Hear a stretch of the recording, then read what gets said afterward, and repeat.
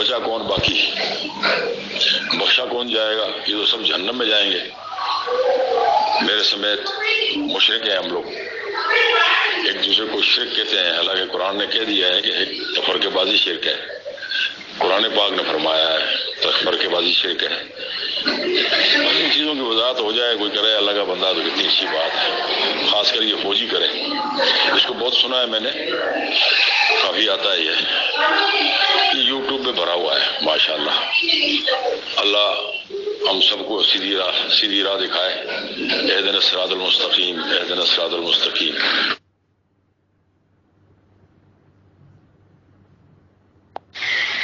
السلام علیکم ورحمۃ اللہ۔ دوسری بات جو انہوں نے اس کلپ کے اندر پوچھی کہ اس طرح تو صحابہ کرام پر بھی فتویٰ لگے گا اور تابعین اور تبع تابعین، کیونکہ انہوں کے اندر سے بھی اس طرح کی چیزیں ملتی ہیں کہ وطن خالد بن ولید نبی علیہ السلام کے کچھ بال رکھے ہوئے تھے شاید اپنی اس ٹوپی کے اندر، اور وہ سمجھتے تھے کہ ان کی وجہ سے ان کو فتح ملتی ہے، تو سوال ہی پیدا نہیں ہوتا ہے ایسے لوگوں کے اوپر الزام لگانا جو ایمان میں بالکل کھرے تھے۔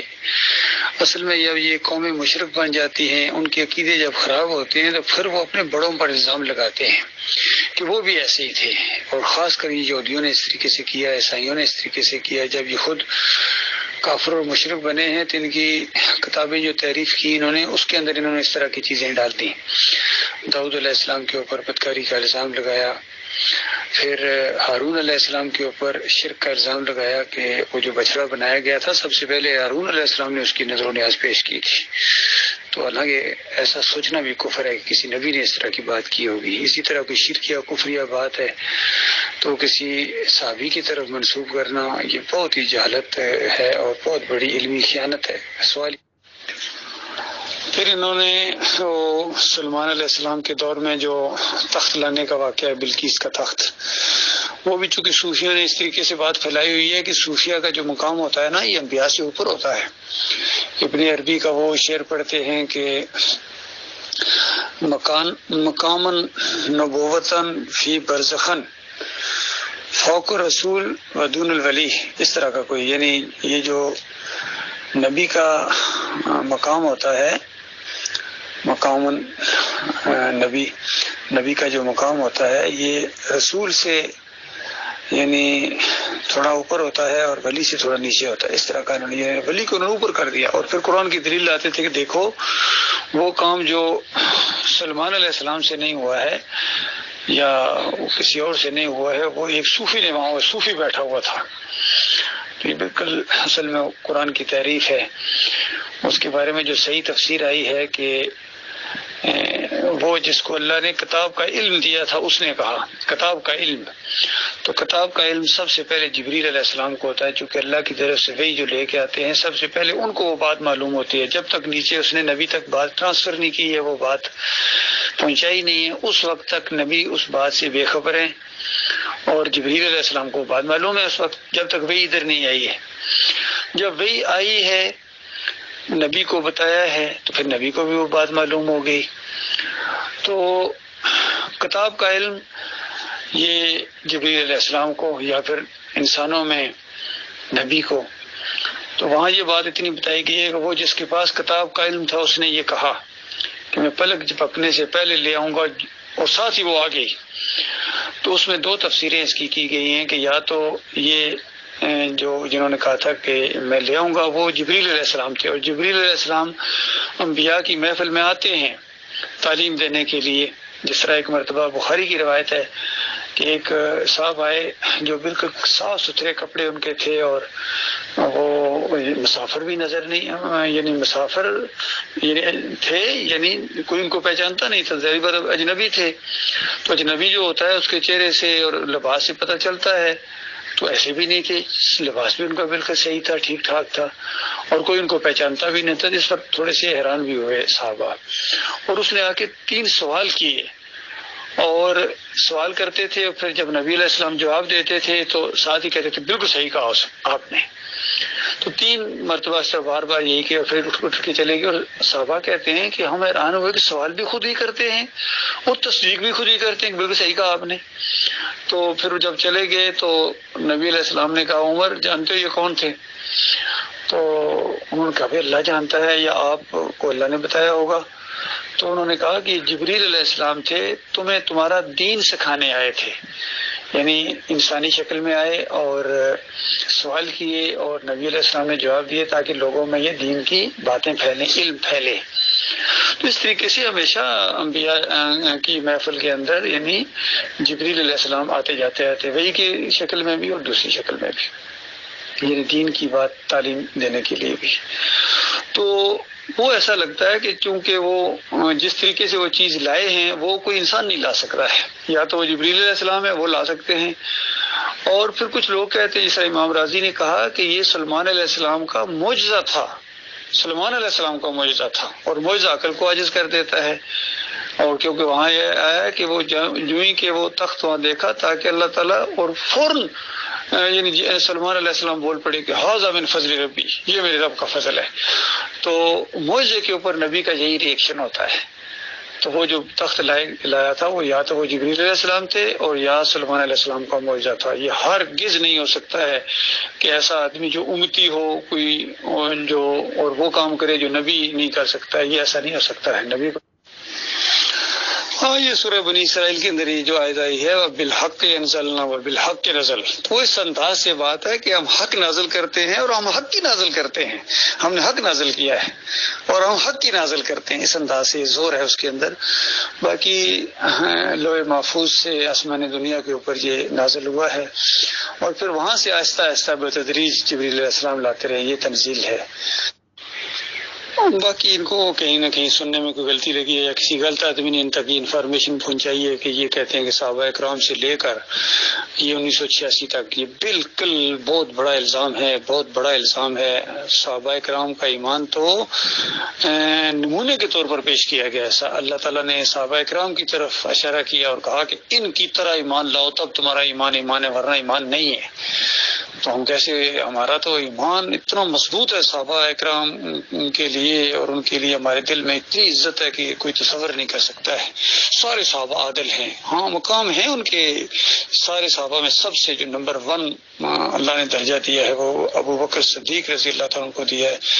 پھر عمر بن خطاب کا درجہ ہے رضی اللہ تعالیٰ عنہ، اور پھر عثمان رضی اللہ عنہ کا درجہ ہے، اور پھر اس کے بعد علی رضی اللہ عنہ کہتے ہیں کہ ہم اس کے بعد صحابہ کے اندر کوئی درجات نہیں کرتے تھے. دیکھیے مرنے کے بعد کی زندگی کے زیادہ تفصیلات اللہ تعالیٰ نے نہیں بتائی ہیں. آپ امتحان کے اندر ڈالے گئے ہیں، امتحان جب اگر پاس کر لیا تو اس کا ایک نقشہ جو کھینچا گیا ہے کہ آپ کو مرنے کے بعد یعنی روح جب یہاں سے نکلے گی، فرشتے آئیں گے سلام کرتے ہوئے روح کو لے کے جائیں گے عزت اور احترام کے ساتھ، اور وہاں حسب حیثیت اوپر آپ کو جسم ملے گا. عام مومن میں اور شہید میں یہی تو فرق ہے. عام مومن کو وہاں سلا دیا جاتا ہے، صبح شام اس کو اٹھایا جاتا ہے، اس کو ٹھکانہ دکھایا جاتا ہے اور بتایا جاتا ہے تو اگر ایمان نہ لاتا تو یہ جہنم تیرا ٹھکانہ ہوتا، اور اب چونکہ تو مومن ہے اور جب قیامت آئے گی اس کے بعد یہ جنت اللہ نے تیرے لیے رکھی ہوئی ہے. اور وہ کہتا ہے یا اللہ قیامت جلدی آئے، یا اللہ قیامت جلدی آئے. اور شہید جو ہو جاتا ہے یعنی ایمان عقیدے کے لیے اپنی جان دے دیتا ہے تو اس کے لیے وہ اس کا رزق شروع ہو جاتا ہے.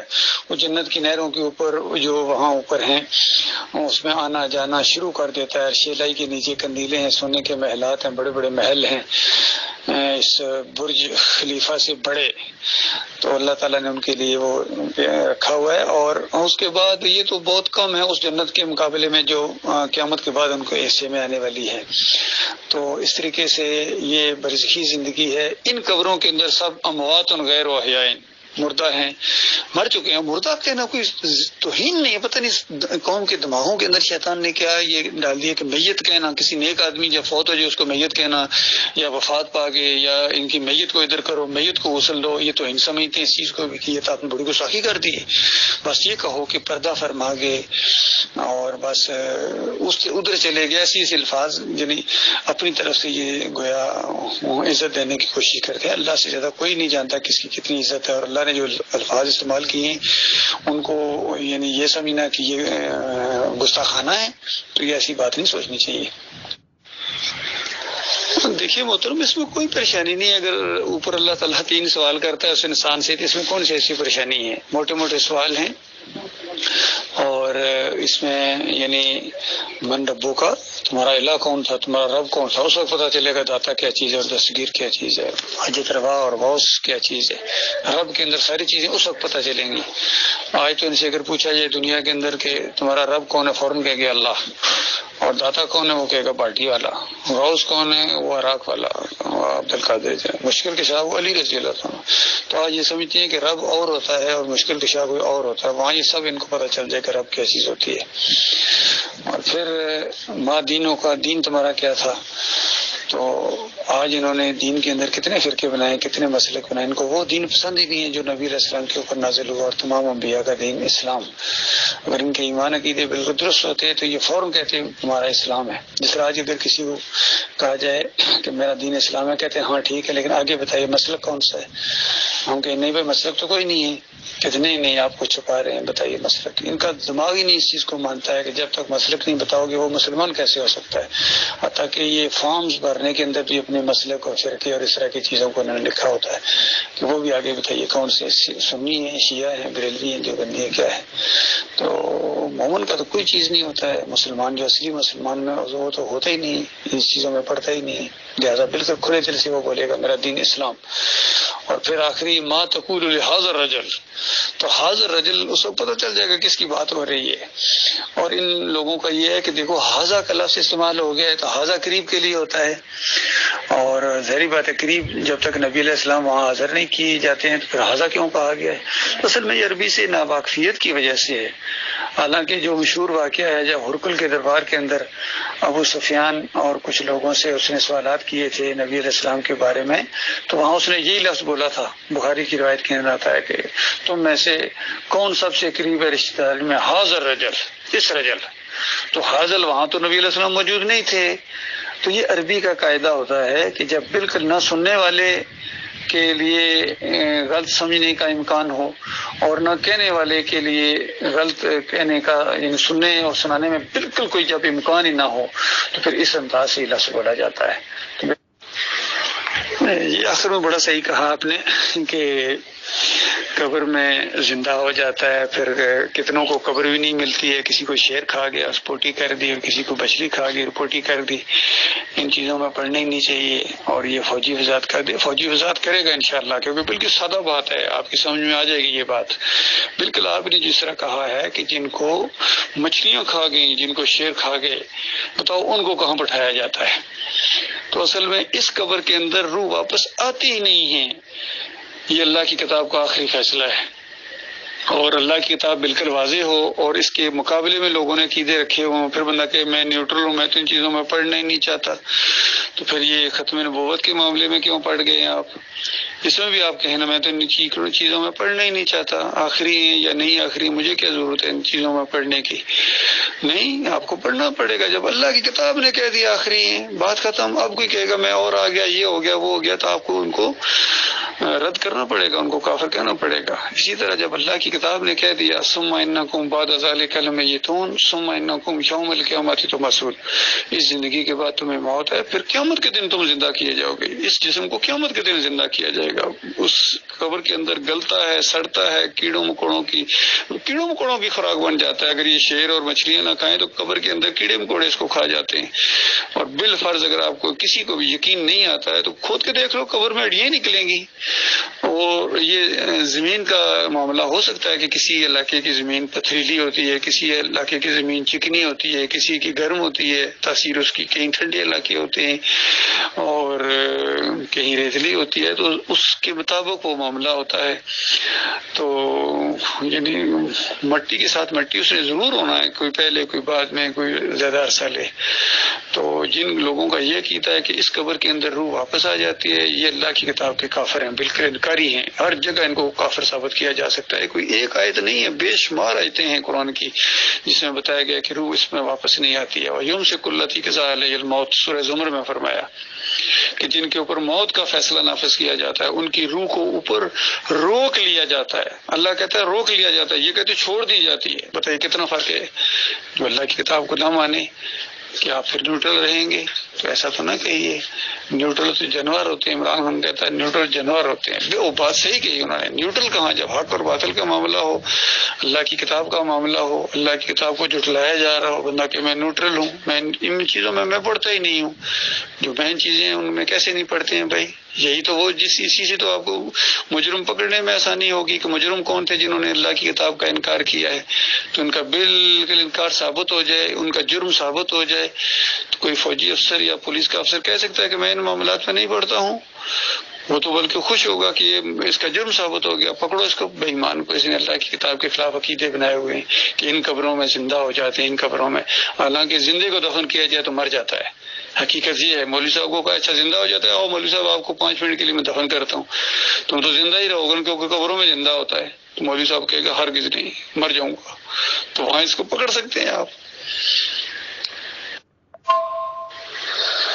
اب تقریباً تمام باتوں کا میں نے جواب دے دیا ہے. اب یہ آخری بات ان کی، یہ تو ہمارے حق میں جاتی ہے بھائی کہ قرآن میں آیا تفرقہ بازی شرک ہے. تو تفرقہ جنہوں نے کیا ہے ان کو کہیں نا، ہمارا تو کوئی فرقہ نہیں ہے. ہم بالکل اسی ایمان عقیدے کے اوپر ہیں جو اللہ کے آخری رسول محمد صلی اللہ علیہ وآلہ وسلم نے جو بیان کیے ہیں. قرآن جو عقیدے بیان کرتا ہے، صحابہ اکرام نے جن عقائد کو اختیار کیا، ہم بالکل اسی کے اوپر ہیں. ایک بال برابر بھی عقیدے کے معاملے میں ہمارا کوئی اختلاف نہیں ہے. اور اس کے بعد جتنے یہ فرقے بنے ہیں ہمارا ان سے کوئی تعلق ہی نہیں ہے.